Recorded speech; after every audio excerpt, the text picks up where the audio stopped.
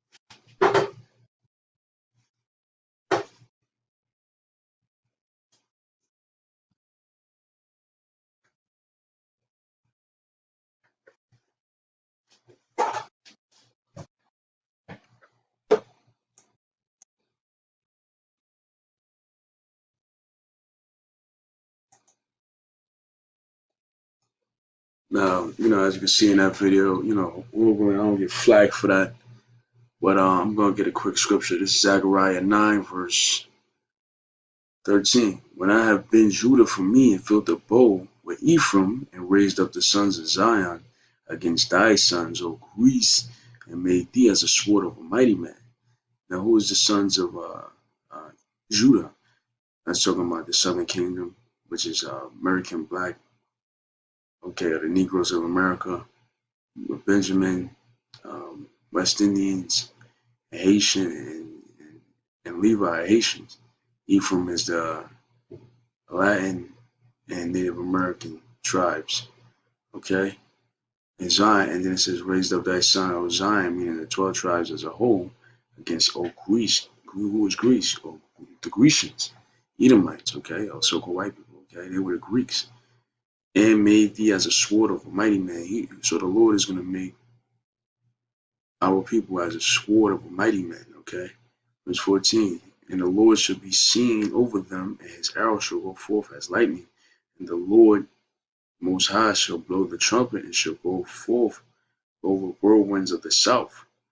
The Lord of hosts shall defend them, and they shall devour and subdue with sling stones, and they shall drink and make noise as the wine, and they shall be filled with bowls, and as the corners of the altar.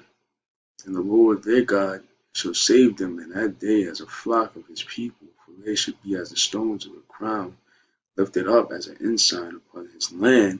For how great is his goodness and how great is his beauty. Corn shall make the young men cheerful, and new wine the maids. Okay, so that's how the Lord is going to save us through a race war. Okay, and you don't believe it? This is what the Lord said, Matthew 24:7.